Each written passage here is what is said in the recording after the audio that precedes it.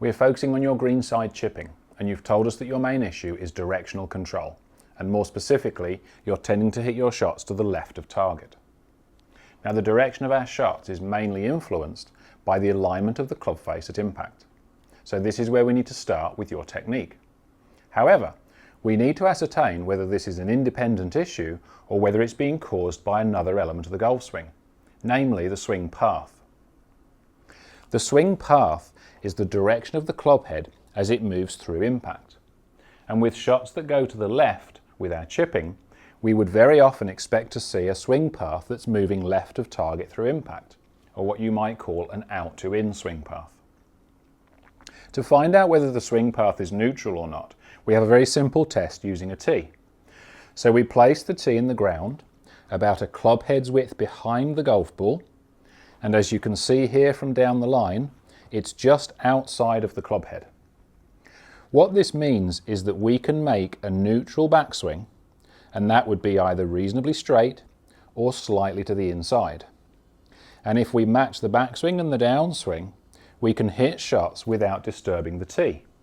However, with an out to in swing path, we would be hitting that tee.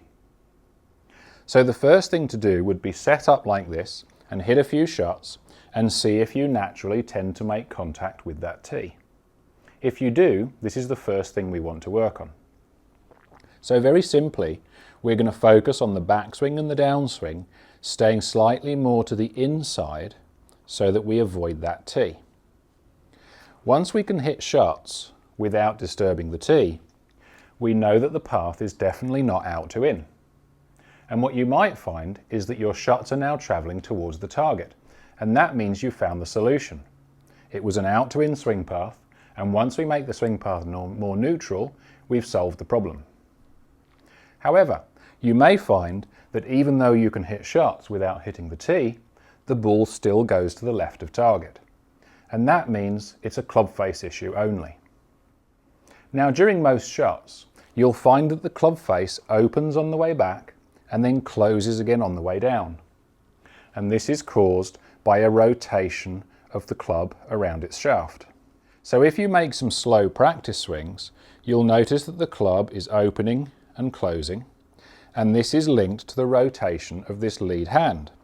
So for example, if you take the glove logo as a reference point, as the club face opens, the glove logo rotates and points ahead of you. As the club face closes, the glove logo will rotate back towards the target, and as it closes past impact, the glove logo rotates beyond the target to the left. So during your downswing, we know that you're rotating the club face closed at a faster rate than you opened it.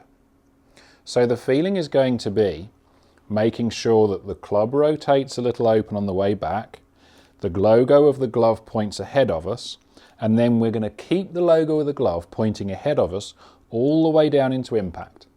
And only after we've hit the ball are we going to allow it to rotate over and allow the face to close. Now, of course, if we actually did this, it would be exaggerated. The face would be too open and the ball would go to the right. But that would be good feedback. You can now associate a feeling of an open club face to a shot that goes to the right, which means this is the feeling that we need to stop the ball going left. We just need to calibrate it. So let's take our setup, keep the tee in place so we know the swing path remains neutral, and then focus on the logo of the glove. The backswing opens, we hold it open during the downswing, and then after impact it's allowed to close. And if we can calibrate and time this rotation of the face, we'll be able to arrive at impact with a square face and stop the ball going left.